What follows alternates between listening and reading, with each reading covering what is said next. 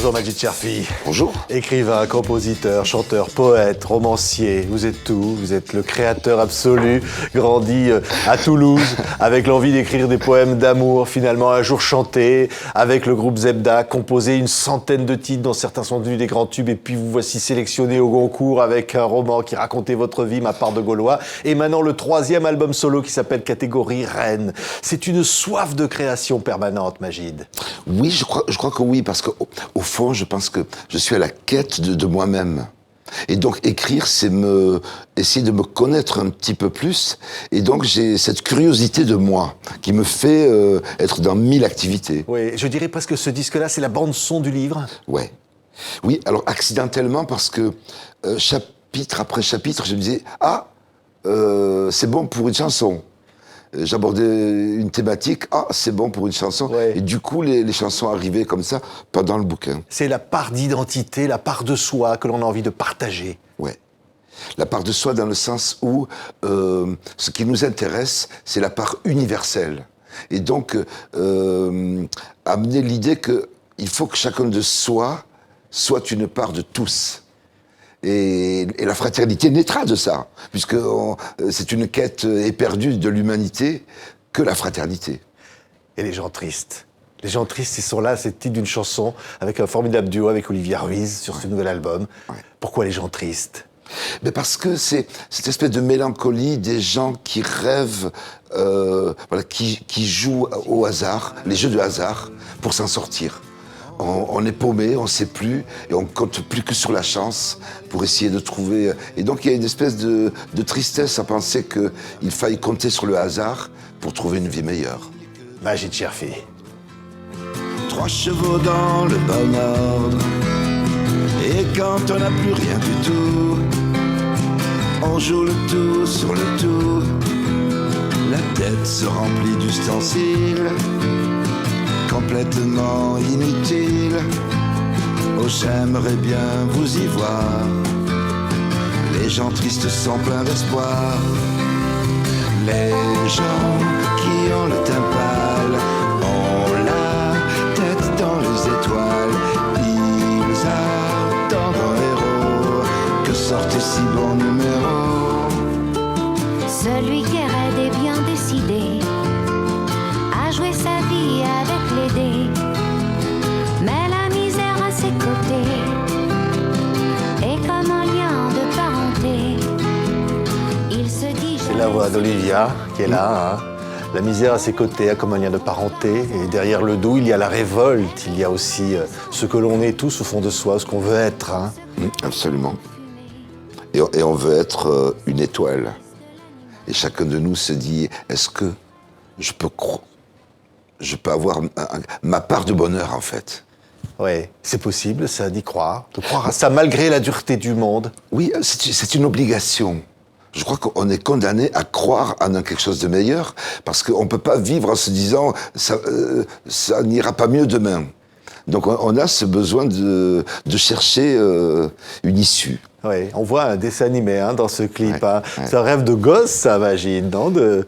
C'est comme ça, ces images, comme ça, les dessins animés, de rêver, de regarder les étoiles. Oui, parce que quand on écrit, en réalité, on reste un enfant, parce que c'est aussi une façon de préserver l'innocence. Et on veut se préserver une innocence, parce que le temps nous rend de moins en moins innocents.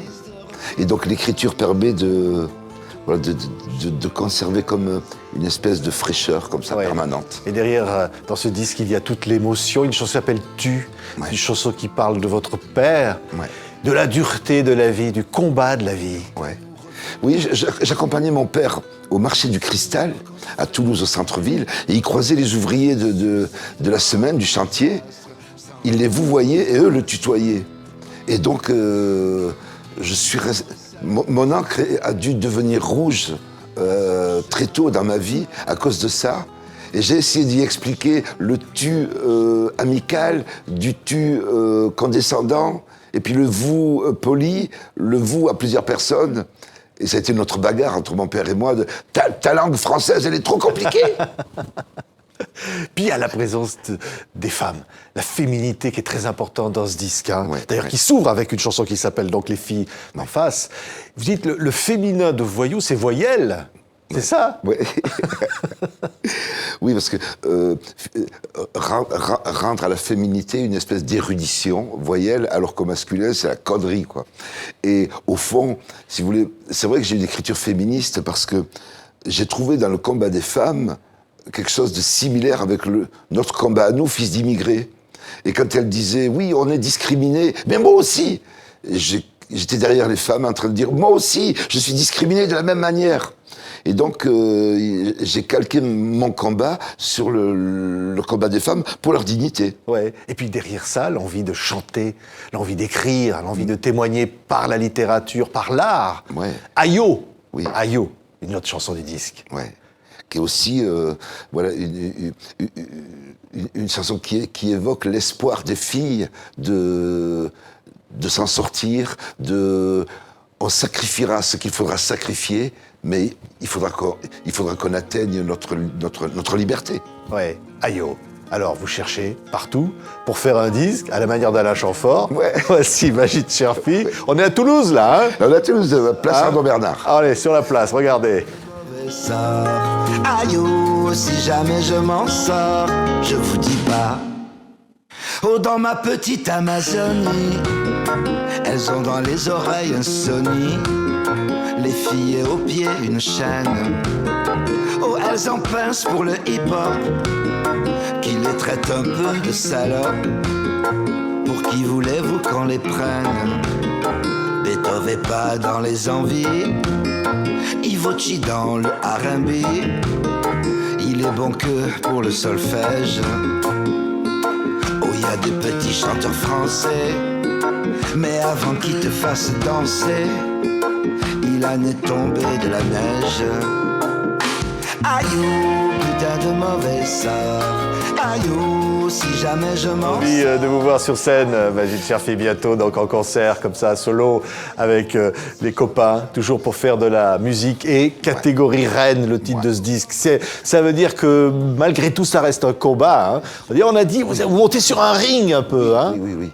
Oui, alors, il y a mille façons d'entrer dans l'art, et il y a un certain nombre d'artistes pour qui c'est un combat, en réalité, pour l'élévation de l'âme, pour la dignité du genre humain, en fait, quoi. Ouais. C'est-à-dire qu'il faut qu'il y ait de la sueur derrière tout ça. Ouais. L'idée du combat. C'est jamais gratuit. C'est jamais gratuit, et il n'y a pas de don du ciel. On n'obtiendra la fraternité que dans la bataille. Ouais. C'est-à-dire que, mais on l'obtiendra, parce que derrière ça, il y a un optimisme incroyable. Oui, parce qu'on est, pour moi, il y a une espèce de, on est condamné à y croire, parce moi j'ai des mômes, j'ai envie de me dire, ils auront quand même, un horizon. Et donc, on y croit. Ouais, les chansons sont là. Pour en parler, il y a une chanson qui s'appelle Inch'Allah, peut-être. Ça veut dire quoi, ça, Magid? Alors, Inch'Allah, c'est la promesse divine. Tu auras ton cadeau. Et dans la bouche de ma mère, c'était « Maman, oui, je pourrais avoir une paire d'Adidas, Inch'Allah. Je pourrais aller au ski, Inch'Allah. » Et rien n'est jamais arrivé. Donc c'est un oui qui devient une espèce de non dans la bouche de nos mères, parce qu'elles n'avaient pas les moyens de nous faire des cadeaux. Oui, c'est un disque touchant et fort. Ça s'appelle Catégorie Reine, Magid Cherfi. Merci en tout cas. C'est vous vraiment là. Hein. Là, je creuse, album après album, j'ai envie de dire aux gens, voilà ce que je suis davantage que ce que j'ai pu dire auparavant. Creuser une intimité, un dénuement, tirer le rideau, voilà ce que je suis. Magid Cherfi, Catégorie Reine, nouvel album. Merci beaucoup, Magid, d'avoir été avec nous.